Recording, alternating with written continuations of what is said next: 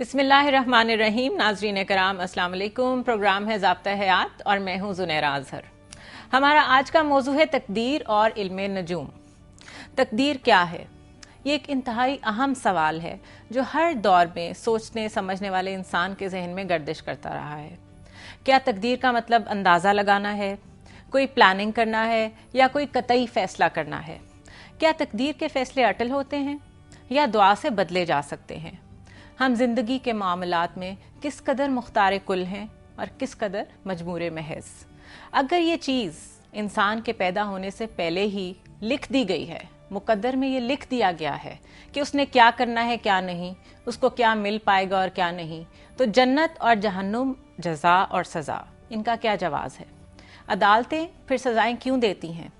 پیدائشی نابینا کا کیا قصور ہے کہ اس کے پاس بینائی ہی نہیں؟ ایک ارب پتی، باپ کے گھر پیدا ہونے والا ایسا بچہ جس نے کوئی ایسا کارنامہ سر انجام نہیں دیا کہ وہ ایک امیر کے گھر پیدا ہوتا، اور ایک غریب بچہ جس نے کوئی ایسا گناہ نہیں کیا کہ وہ ایک غریب کے گھر پیدا ہوتا. ہم اپنے والدین اور جگہ کے انتخاب میں جہاں پر ہم پیدا ہوئے ہیں اس قدر بے بس کیوں ہیں؟ اور یہ ستارے ہماری تقدیر کو بنانے اور بگاڑنے میں کیا کردار ادا کرتے ہیں؟ کیا ان کی کوئی طاقت ہے یا یہ محض ہماری جمالیاتی حس کو تسکین دینے کا نام ہے؟ یا یہ محض راستوں کا تعین کرتے ہیں؟ جیسے کہ سورہ نحل کی آیت نمبر 12 میں رب کائنات نے فرمایا، اور اس نے رات اور دن، سورج اور چاند، ان کو تمہاری نفع رسانی میں لگا رکھا ہے، اور ستارے بھی اسی کے حکم سے نفع رسانی میں لگے ہوئے ہیں. بے شک اس میں نشانیاں ہیں ان لوگوں کے لیے جو سمجھیں. اس کے باوجود ہم سب مسلمان نجومیوں کے پاس کیوں جاتے ہیں؟ کیا نجومیوں پر اعتماد ہمیں غیر سائنسی طرز فکر کی طرف تو نہیں لے کر جا رہا؟ یا یہ ہمیں بے عملی کی راہ تو نہیں دکھا رہا؟ اور کیا علم نجوم کو سائنس قرار دیا بھی جا سکتا ہے یا نہیں؟ کیا نجومی ہماری تقدیر بدل سکتے ہیں؟ ملاحظہ کیجئے آج کے نوجوان ان معاملات میں کیسے کیسے سوالات اٹھاتے ہیں. السلام علیکم، میرا نام صدرہ ہے اور میرا سوال پروفیسر خالد ظہیر سے ہے. کیا ستارے ہماری زندگی پر کسی طرح اثر انداز ہوتے ہیں؟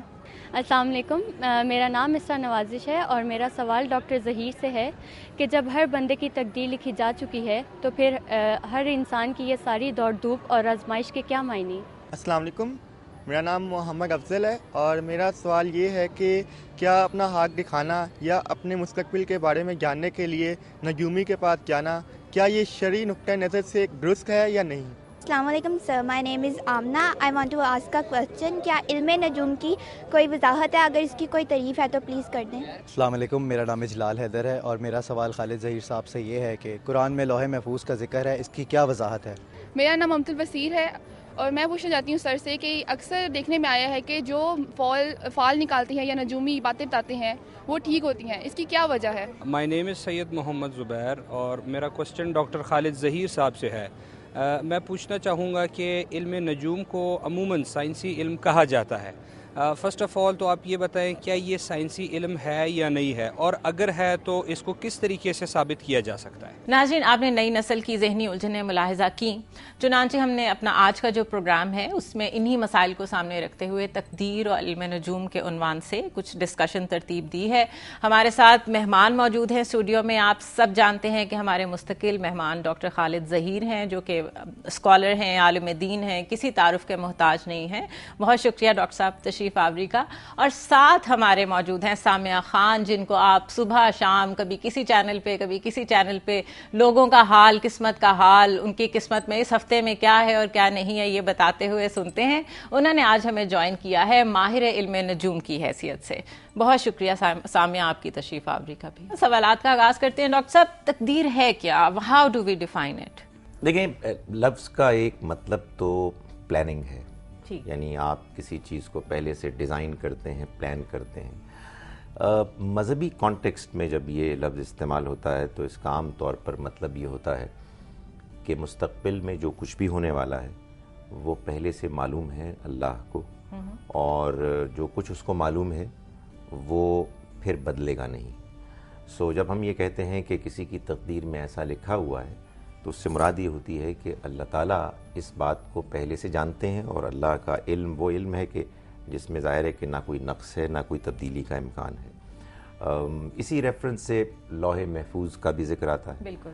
وہ اصل میں اللہ ہی کے علم کو بیان کرنے کا ایک اور انداز ہے کہ اللہ کا علم ایک مکمل علم ہے, اس کی تمام صفات مکمل ہیں, کمپلیٹ ہیں, پرفیکٹ ہیں, ان میں کوئی خلا نہیں ہے, کوئی جھول نہیں ہے.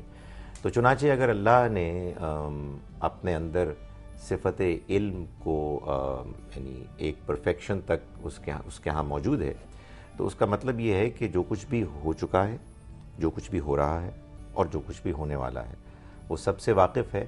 نہ صرف یہ کہ موٹی موٹی باتوں سے بلکہ اس کی تفصیلات سے. ہم لوگ ظاہر ہے کہ اس میں کنفیوز اس لیے ہوتے ہیں کہ یہ چیز ہمارے گریسپ سے, ہماری پہنچ سے کچھ باہر کی چیز ہے. موٹی موٹی بات تو سمجھ میں آتی ہے, لیکن یہ کہ یہ بات ہم پوری طرح سے ہمارے ذہن میں ایسے سما جائے کہ ہم کہیں کہ ہم اس کو اب پوری طرح سے ہم نے اس کا احاطہ کر لیا ہے. یہ انسان کے لیے کہ جو کمزور ہے, مارٹل ہے, اس کی ہر صفت امپرفیکٹ ہے, محدود ہے, وہ ظاہر ہے کہ اللہ کے ہر صفت کے بارے میں یہی معاملہ ہے, اور علم کے بارے میں تو خاص طور پر انسان پوری طرح سے اس کو گریسپ نہیں کر پاتا. صحیح. اندازہ لگانا بھی اس کا ایک مطلب ہو سکتا ہے. تو اندازہ لگانا کیوں کہتے ہیں اس کو؟ کیونکہ اگر اللہ تعالیٰ کی بات کریں تو وہ تو خود پلانر ہے, اس نے تو خود سب کچھ پلان کیا, اسے تو سب کچھ خود پتہ ہے, تو پھر اندازہ لگانے سے کیا؟ یعنی عربی کا لفظ ہے نا, تو یہ لفظ استعمال ہوگا انسانوں کے حوالے سے بھی اور اللہ کے حوالے سے بھی. تو جب انسانوں کے حوالے سے یہ لفظ استعمال ہوگا تو ایسا ہی اندازہ ہوگا جیسے کہ انسانوں کا اندازہ ہوتا ہے. تو اس کا مطلب ہے کہ یہ جو لوگ ہمیں ٹیلی ویژن پر یا ڈفرینٹ میڈیمز پر نظر آتے ہیں جو کہ اندازے لگا رہے ہوتے ہیں کہ آپ کی زندگی میں کیا ہونے والا ہے, یہ بھی بتا رہے ہوتے ہیں کہ کیا ہو چکا ہے, یہ اس سے کچھ ملتی جلتی چیز ہے کہ یہ فرق چیز ہے؟ دیکھیں بات یہ ہے کہ یہ اندازہ ایک انسان کا اگر ہوگا تو موسٹ سرٹنلی پرفیکٹ نہیں ہو سکتا. وہ ماضی کے بارے میں بھی ظاہر ہے کچھ قیاس کریں گے, موجودہ صورتحال کو بھی دیکھیں گے, اور مستقبل کے بارے میں جو ان کی انڈرسٹینڈنگ ہے, جو انہوں نے کاز ایفیکٹ ریلیشن شپ کو اسٹڈی کیا ہے, اور ان کا اپنا جس معاملے میں, جس ایریے میں ایک ایکسپرٹیز اور ایکسپیرینس ہے, اس کے بارے میں وہ ایک اندازہ ہی بتا سکتے ہیں. تو اندازہ ٹھیک بھی ہو سکتا ہے؟ اندازہ یقیناً ٹھیک ہو سکتا ہے. کیا مطلب؟ یعنی ظاہر ہے کہ اگر فرض کیجئے کہ سامعہ صاحبہ نے کسی کو یہ بتایا کہ کل آپ کے ساتھ یہ ہونے والا ہے, اور کل وہ ہو گیا, تو پھر آپ مجھ سے پوچھ کیا رہی ہیں ہو گیا. تو اب آپ کیسے دیکھتی ہیں سامعہ اس چیز کو؟ میں ڈاکٹر صاحب کی باتوں سے بہت حد تک ایگری کروں گی. سب سے پہلے تو آپ کا شکریہ, آپ نے پھر اپرچونٹی آپ لوگوں نے دی اتنے بڑے اسکالر کے ساتھ بیٹھ کے ایکول لیول پہ بات کرنے کی. حالانکہ سچی میرا علم بہت محدود سی چیز ہے, لیکن میں پھر بھی ڈیفینس تو کروں گی اپنے علم کا. ظاہر ہے کہ اور میں ہر جہاں بھی مجھے موقع ملا میں نے اس کو ثابت کیا ہے کہ یہ ایک سائنس ہے. اور سب سے غامدی صاحب کے ساتھ ایک پروگرام کی اپرچونٹی ملی جن کا ایک جملہ میرے لیے ایک سند کی طرح ہو گیا تھا کہ جس علم کو ثابت کیا جا سکے کہ اس کی لاجک کیا ہے. جیسے میں ایک پیش گوئی کر رہی ہوں, یا محکمہ موسمیات پیش گوئی کرتا ہے کہ آسمان پہ بادل کے امکانات ہیں, ٹھیک ہے نا, ایک امکانات ہوتے ہیں, کئی دفعہ بارش نہیں بھی ہوتی. میں بالکل ڈاکٹر صاحب سے ایگری کروں گی, اندازے ہوتے ہیں, یہ کیلکولیشنز ہوتی ہیں, غلط بھی ہو سکتی ہیں, صحیح بھی ہو سکتی ہیں. میں نے کبھی یہ دعویٰ نہیں کیا کہ یہ 100% آپ کے ساتھ ایسا ہوگا. میرا ایک جملہ جو کہ اللہ ہی نے میرے منہ سے نکلوایا, وہ کوٹیشن بن گئی, اور کوٹیشن تو خیر نہیں بنی, اخبار نے ایک ہیڈ لائن بنا دیا کہ سامعہ خان نے ایک انٹرویو میں کہا ہے کہ میں آپ کی قسمت کو بدل نہیں سکتی, میں صرف اس کو آپ سے ڈیل کرنا سکھا سکتی ہوں. تو یہ تو سائیکالوجسٹ بھی کر سکتا ہے. تو وہ میرا بھی کام ہے میں صرف ان کو سمجھ کے کہ قسمت میں میرے پاس صرف اتنی سی طاقت زیادہ ہے کہ جی میں دیکھ سکتی ہوں یا پڑھ سکتی ہوں کہ آنے والے ستاروں یا امکانات, یا جیسے میں نے جو علم سیکھا ہے کہ یہ کیسے آسمانی کونسل آپ کے لیے زہرا ہے, مریخ ہے, پلوٹو ہے, میرے لیے اس میں چھوٹے چھوٹے پیغام ہیں جو میں نے جو علم سیکھا, جو میری ریسرچ ہے.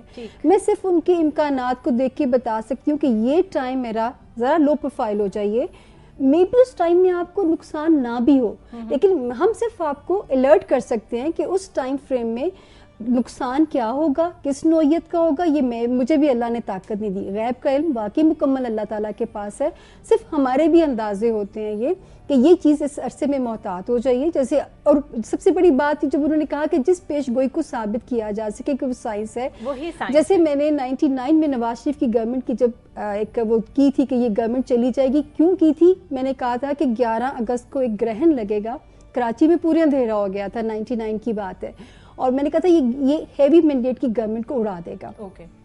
تو اس کی ایک جو پیش گوئی تھی, وہ جو ریزن تھی وہ تھی اس سورج گرہن کا لگنا. گرہنوں کی آپ بھی انکار نہیں کریں گے ڈاکٹر صاحب, ورنہ نماز کسوف اور خسوف کبھی بھی نہ آتی اگر گرہنوں کی بھی اہمیت نہ ہوتی.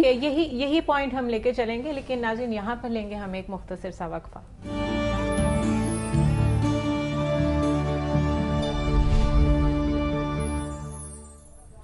ویلکم بیک ناظرین. ضابطہ حیات میں آج ہم ڈسکس کر رہے ہیں تقدیر اور علم نجوم. سامیہ آپ بات کر رہی تھی کہ جو ایفیکٹس ہوتے ہیں چاند, سورج, ستاروں کے, اس کے کچھ نہ کچھ زمین پہ حقیقی معنوں میں اثرات ہو رہے ہوتے ہیں, جس کی آپ نے اگزامپل دی کہ گورنمنٹ چلی بھی گئی. ڈاکٹر صاحب آپ سے میں یہ کوشچن کرنا چاہوں گی کہ عام طور پہ جب ہم سائنس کی بات کرتے ہیں تو یا ہم صرف سائنس کی بات کرنا شروع ہو جاتے ہیں یا صرف مذہب کی بات شروع کر دیتے ہیں. اصل میں تو سائنس جو ہے وہ زیر اثر ہے مذہب کے. تو ان دو چیزوں کو الگ کیا کرنا چاہیے؟ کچھ ایسی ایکسیپشنز ہیں جس میں ان کو الگ الگ رکھنا چاہیے؟ دیکھیں بات یہ ہے کہ یہ ہم سب مانتے ہیں کہ دنیا اللہ نے بنائی ہے اور وہ اس کو چلا رہا ہے بعض قوانین اور اصولوں کے مطابق. بالکل صحیح. سائنس ان اصولوں کو دریافت کرتی ہے, ان سے فائدہ اٹھاتی ہے اور انسانی زندگی کو بہتر بنانے کی کوشش کرتی ہے. ظاہر ہے کہ سائنس کوئی ایسا کام نہیں کر سکتی کہ جو اللہ کے بنائے ہوئے قوانین کی خلاف ورزی ہو.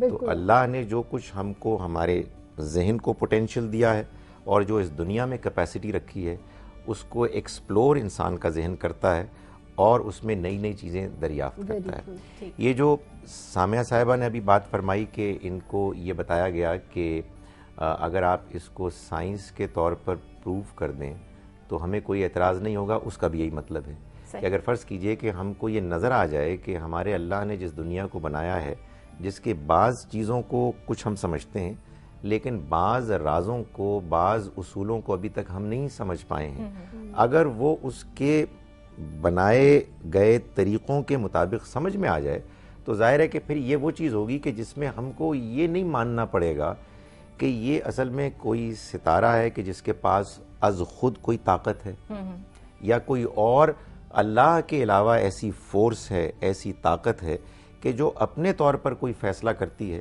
اور وہ فیصلہ نافذ ہو جاتا ہے. صحیح. اصل مسئلہ دین, مذہب کو, اسلام کو یہ ہے کہ اگر ہم اپنے ذہن میں یہ عقیدہ رکھیں کہ اللہ کے علاوہ اور بھی کوئی ذات ہے کہ جو مستقل بذات اپنے طور پر فیصلہ کرتی ہے اور وہ فیصلہ اللہ کے فیصلے سے کوئی انڈیپینڈنٹ فیصلہ ہوتا ہے, لوگ اس پر منحصر ہونے لگتے ہیں, اس سے توقع کرنے لگتے ہیں اور اللہ کی جگہ, اللہ کے بجائے وہ اس کی طرف رجوع کرتے ہیں. یہ شرک ہوتا ہے اور انسان وہمی ہو جاتا ہے, انسان اللہ پر بھروسہ کرنا چھوڑ دیتا ہے. ظاہر ہے کہ جب کبھی بھی اس دنیا کے بارے میں گفتگو ہوگی کہ جو دنیا نظر نہیں آتی, تو مذہب اور خاص طور پر اسلام اس بات پر بہت سینسٹیو ہوگا, اس پر ایمفسائز کرے گا کہ اس میں کوئی ایسی چیز نہ مانی جائے کہ جس کے نتیجے میں اس بات کو ماننا لازم آئے کہ اللہ کے علاوہ کوئی اور طاقت ہے کہ جس کو اس کے مقابلے میں کوئی حیثیت حاصل. بالکل. ڈاکٹر صاحب کی جو بات ہے میں سامیہ یہی اٹھانا چاہوں گی کہ ٹھیک ہے علم کی حقیقت اپنی جگہ پر, آپ کے پاس ماشاءاللہ علم ہے, لوگ آتے ہیں, آپ کی باتیں ٹھیک بھی نکلتی ہوں گی, لیکن آپ نے ایک فین فالوئنگ ایسی ڈیولپ کر لی. آپ سے میری مراد آپ نہیں ہے, ایسے سب لوگ ہیں جو علم نجوم کو یا دوسرے علوم کو استعمال کر رہے ہیں پریڈکشنز کے لیے. تو آپ نے تھوڑا سا ڈائیورٹ کر دیا لوگوں کو, لوگوں نے اب انسانوں کے پاس جانا شروع کر دیا, نماز میں دعا مانگنے کے بجائے چلوں پہ اور کسی نہ کسی سجیشن کے اوپر ڈیپینڈ کرنا شروع کر دیا. یہ صحیح ہے آپ کے خیال میں؟ دیکھو, صرف ہر انسان کسی نہ کسی سٹیج پہ ایسی بھنور میں ضرور پھنستا ہے, ٹھیک ہے, جہاں پہ آپ کبھی سائیکیٹرسٹ کی بھی آپ کو ضرورت پڑتی ہے, آپ کو اپنے کوئی بیماری آپ کے اندر آ رہی ہے, ڈاکٹر کی بھی ضرورت پڑتی ہے. میرا بھی کام صرف اتنا ہے کہ جب لوگ میرے پاس آتے ہیں میں صرف ایک گائیڈ لائن کا کام کر سکتی ہوں. میں نے کبھی یہ نہیں, خدا نہ خواستہ میرے پہ آپ وہاں آبجیکشن لگا سکیں گے زنیرہ جہاں میں یہ کہوں گی کہ یہ جا کے تعویذ رکھو یا اللہ نہ کرے جا کے یہ کام کرو تو خاوند کی زبان بند ہو جائے گی, محبوب قدموں کے نیچے آ جائے گا. جہاں قسمت کو بدلنے کی بات میں کروں گی وہاں آپ میرے پہ آبجیکشن لگا سکتے ہیں. میں تو قسمت کو بدلنے کی بات ہی نہیں کرتی, میں تو صرف یہ کہتی ہوں یہ لیکنگز ہیں, یہ بلیسنگز ہیں, بلیسنگز کا شکرانہ کرو, ان سے فائدہ اٹھاؤ. جو آپ کے ذائچے کی جو لیکنگز ہیں ان کو ڈیل کرنا سیکھو, جو کہ میں نے اپنا پہلا جملہ بولا کہ میں قسمت کو اللہ معافی دے بدلا نہیں جا سکتا. سامیہ, بلیسنگز کے لیے کیا انسان کو کسی اور کی ضرورت ہے؟ دیکھو نہیں, بعض دفعہ آپ کو نہیں احساس ہوتا, آپ کے اندر ناشکری آنی شروع ہو جاتی ہے, کو آپ پہ ایک فار دا ٹائم بینگ آپ کسی ایسی بمر میں پھنس جاتے ہو کہ انسان کو سمجھ نہیں آ رہا ہوتا کہ آس پاس اچھی چیزیں بھی تو ہیں انجوائے کرنے کے لیے. اگر ایک کمی اللہ تعالیٰ نے زندگی میں دی ہے, کسی کو اولاد نہیں دی یا کسی کو کوئی اور رشتہ نہیں دیا, تو وہ اس کو کچھ کئی دفعہ اپنی وہ بلیسنگز کی سمجھ نہیں آ رہی ہوتی. ٹھیک ہے, اور وہ صرف میں اتنا احساس دلا سکتی ہوں آپ کے ذائچے کے اندر, یا میں یہ کہہ سکتی ہوں کہ یہ ٹائم فریم ابھی ایسا ہے, ایک صبح ہوگی, یہ یقین رکھو کہ یہ صبح ہونی ہے, اس کے اوپر آپ یقین رکھیے. وقت ٹل جائے گا, اچھا اور برا وقت دونوں ٹل جاتے ہیں. اور واصف علی واصف کی ایک کوٹیشن تو خود میں نے اپنے لیے ایک سبق بنا لی تھی کہ نہ قسمت سے زیادہ کچھ ملتا ہے, نہ وقت سے پہلے کچھ ہوتا ہے. بالکل صحیح, بالکل صحیح.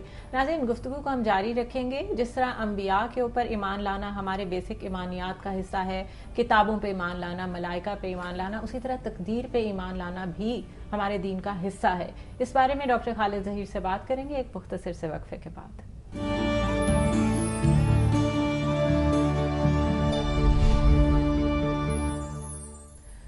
ویلکم بیک ناظرین. ضابطہ حیات میں آج تقدیر کا ٹاپک ہم ڈسکس کر رہے ہیں اور ساتھ علم نجوم کو بھی ہم ڈسکس کر رہے ہیں. سامیہ خان اور ڈاکٹر خالد ظہیر ہمارے ساتھ ہیں. ڈاکٹر صاحب, تقدیر پہ ایمان لانا کتنا ضروری ہے؟ دیکھیے, آپ اللہ پر ایمان لاتے ہیں تو اللہ کی تمام صفات کے ساتھ اس کو مانتے ہیں. ان میں سے بعض وہ صفات ہیں کہ جن کو بیان کرنا اس لیے ضروری ہوتا ہے کہ وہ ہماری زندگی سے اس قدر گہرا تعلق رکھتی ہیں کہ اگر آپ اللہ پر ایمان کے اس ایکسٹینشن اطلاق کو نہیں مانیں گے تو پھر وہ ماننا نہ ماننا برابر ہے. جیسے میں ایک مثال کے طور پر آپ کو بتاؤں کہ قرآن مجید سے یہ معلوم ہوتا ہے کہ جو شخص آخرت کو نہیں مانتا وہ اللہ کو نہیں مانتا. ایک اور مقام سے یہ معلوم ہوتا ہے کہ جو مثال کے طور پر کسی رسول برحق کو نہیں مانتا وہ اللہ کو نہیں مانتا. اسی طرح سے جو شخص اس بات کو نہیں مانتا کہ اللہ کا علم مکمل اور پرفیکٹ ہے تو وہ اللہ کو حقیقت میں نہیں مان رہا. تو تقدیر پر ایمان در حقیقت اسی چیز کو ماننے کا نام ہے کہ ہم اس بات کو مانتے ہیں کہ اللہ تعالیٰ کی صفت علم مکمل ہے. وہ جیسے ماضی کو جانتا ہے, حال کو جانتا ہے, ویسے ہی مستقبل کو جانتا ہے, اور اس کا علم نقص سے, خامی سے, غلطی سے پاک ہے. اچھا ڈاکٹر صاحب, ایک بات بتائیے, ایک شخص ہے جو نابینا پیدا ہوا ہے یا کوئی بھی شخص ہے کسی ڈسیبلٹی کے ساتھ پیدا ہوا ہے, وہ اس کو تقدیر سمجھ کے ایکسیپٹ کر لے, یا اس کو نظر آتا ہے کہ کوئی اور سائنسدان, کوئی اور علم رکھنے والا, کوئی اور ڈاکٹر ایسا ہے جس کے پاس وہ جائے اور اس کو کچھ ایسی باتیں کرنی پڑیں جس کی اسلام ہمارا مذہب اجازت نہیں دے رہا, لیکن اس سے اس کی بینائی واپس آ جائے گی, تو کیا اس کا جانا کفر ہوگا؟ اسلام اجازت کیوں نہیں دے رہا بھائی؟ اگر کوئی علاج کا ذریعہ ہے تو اسلام کیوں اجازت نہیں دے رہا؟ کلوننگ کی اجازت اسلام میں تو نہیں ہے. نہیں, وہ کلوننگ کا تو مسئلہ ہی آج پیدا ہوا ہے. یہ تو ظاہر ہے کہ آپ زیادہ سے زیادہ یہ کہہ سکتی ہیں کہ کسی مولوی صاحب نے یہ کہا ہے, ورنہ حقیقت یہ ہے کہ جو چیز دور جدید میں پیدا ہوئی ہے اس میں تو ہم پہلے یہ دیکھیں گے کہ دین کا وہ کون سا اصول ہے کہ جو ٹوٹ رہا ہے اس کو ماننے اور استعمال کرنے میں.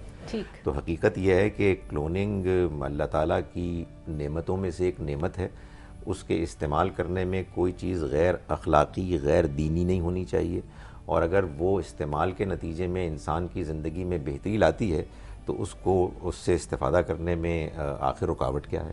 تو میں یہ سمجھتا ہوں کہ اگر انسان کو, آپ نے پوچھا نا کہ اندھے کو کیا اس کو بینائی مل رہی ہے, فائدہ اٹھانا چاہیے, تو اس کو یہ ایمان رکھنا چاہیے کہ اس دنیا میں جو کچھ بھی چیزیں موجود ہیں یہ اللہ کی مہربانی, رحمت اور عنایت ہے.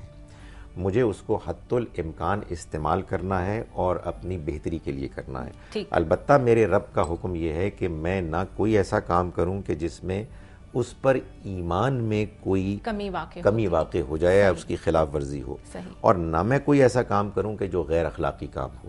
یہ دو ایسی کنسٹرینٹس, رکاوٹیں ہیں کہ جن کے علاوہ کوئی تیسری ایسی رکاوٹ نہیں ہے کہ جس کی بنیاد پر انسان کو اللہ کی نعمتوں سے فائدہ اٹھانے سے روکا جائے. ٹھیک ہے سامیہ, آپ کے پاس زیادہ تر لوگ کس طرح کی ایکسپیکٹیشنز لے کے آتے ہیں؟ کیونکہ دیکھیں آپ نے تو خود کہا کہ آپ تقدیر نہیں بدل سکتی, آپ یہ بھی کہہ رہی ہیں کہ میں صرف گائیڈ لائن دیتی ہوں, تو لوگ آپ کے پاس اصل میں کس لیے آتے ہیں؟ آپ کی ان کی نیتوں سے کیا لگتا ہے کہ وہ آپ کو کوئی خدا نخواستہ ایسی ہستی سمجھ رہے ہیں کہ آپ ان کے لیے چیزیں ناممکن جو ہے ان کو ممکن کر سکتے ہیں؟ لوگوں کے یہ کانسیپٹس ہوتے ہیں, تمہیں پتہ نا کتنے اس طرح کے ایلیمنٹس ہمارے علم میں سے لوگوں نے بڑے کو مس گائیڈ بھی کیا گیا ان چیزوں کو.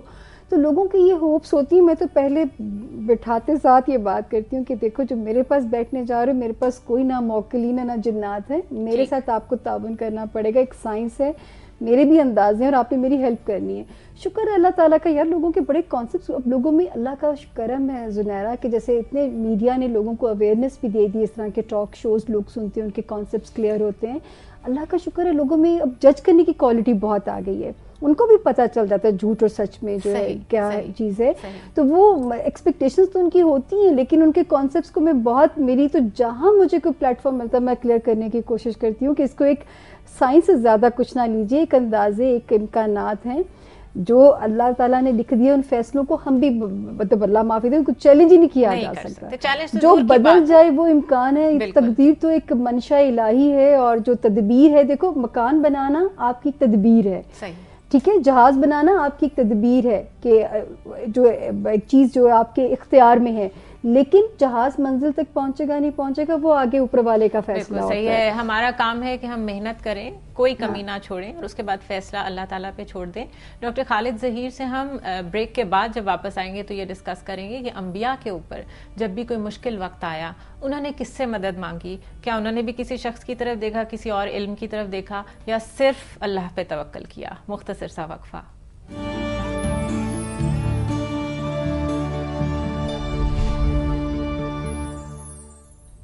ویلکم بیک ناظرین. ڈاکٹر خالد ظہیر سے اپنی گفتگو کا وہیں سے سلسلہ جوڑتے ہیں جہاں سے ٹوٹا تھا. جی ڈاکٹر صاحب, بڑی بڑی مشکلات آئیں نبی اکرم صلی اللہ علیہ وسلم نے, اور جنہوں نے صحابہ کرام نے ان کو فالو کیا, جتنی مشکلیں انہوں نے اٹھائی ہیں میرا نہیں خیال کہ آج تک کسی انسان نے اٹھائی, نہ اٹھائے گا. ان کا کیا شیوا تھا, ان کی کیا سنت تھی؟ صبر, اللہ کے فیصلے پر پوری طرح سے اطمینان, حالات کو ٹھیک کرنے کی کوشش, اللہ سے دعا. جو شخص اس بات کو مانتا ہے کہ اس دنیا کو اللہ چلا رہا ہے, وہ اللہ کے دیے ہوئے حالات, اسباب, وسائل سے پوری طرح سے فائدہ اٹھانے کی کوشش کرے گا, اپنے حالات کو درست کرنے کی کوشش کرے گا. لیکن اگر وہ یہ محسوس کرتا ہے کہ تمام تر کوششوں کے باوجود بعض ایسی پرابلم, مشکلات ہیں کہ جن کو کہ وہ ٹھیک نہیں کر سک رہا, تو وہ یہ مانے گا کہ یہ میرے رب کا فیصلہ ہے, اور میرے رب کا فیصلہ کبھی غلط نہیں ہوتا. آج نہیں تو کل انشاءاللہ مجھ پر یہ بات واضح ہو جائے گی.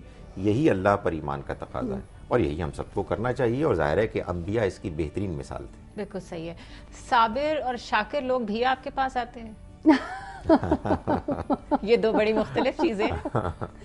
میں بڑا اپریشیٹ کرتی ہوں جن کا ایمان پختہ اور جو کنٹینٹڈ, جن میں کنٹینٹمنٹ پائی جائے. لیکن ایسے لوگ کیوں آئیں گے مجھے بتاؤ, کہ وہی آئیں گے نا جو ڈیسپریٹ ہو رہے ہوتے ہیں, جو جاننا چاہتے ہیں کیوں چیزیں خراب ہو رہی ہیں, جو جن کا ایمان تھوڑا سا ذرا ہلا ہوا ہوتا ہے, وہ کہتے ہیں نا اسی وقت جو ہے چیزیں. اور ایک سٹیج آتی ہے کہ ہر بندہ کسی نہ کسی ایسی چیز میں جا کے آپ پھنستے ضرور ہیں. صحیح. میں خود جب پھنسی تب علوم کو سیکھا اور اس میں جو ہے آئی, اس سے پہلے تو میں کبھی کسی کو آگے ہاتھ بھی نہیں دکھاتی. مشکل سے باہر نکلنے میں جو آپ ہاتھ پاؤں مارتے ہیں, یہ اس میں سے ایک چیز ہے جس میں آپ کو گائیڈ لائن مل جاتی ہے. بالکل, آپ یقین کیجئے کہ میں کاش کہ آپ دونوں کو یہاں سیشن کر کے بتا سکتی کہ میرا تو یہ طریقہ کار ہے کہ اس سے آگے نہ میں دعویٰ کرتی ہوں نہ میں کلیم کرتی ہوں. ہم ڈاکٹر صاحب سے پوچھیں گے. ڈاکٹر صاحب, سامیہ بہت اچھی باتیں کر رہی ہیں, وہ بالکل واضح ہیں اپنے کانسیپٹس میں.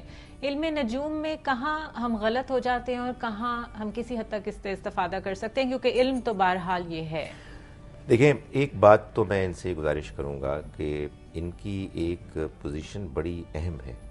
جیسا کہ ابھی ہم ڈسکس کر رہے ہیں, وہ لوگ کہ جو زندگی کے مشکلات, مسائل میں الجھ کر پریشان ہو کے ان کے پاس آتے ہیں, تو اس کا بڑا امکان ہوتا ہے کہ وہ اللہ پر جو صحیح ایمان ہے اس سے اپنے آپ کو محروم کر دیں.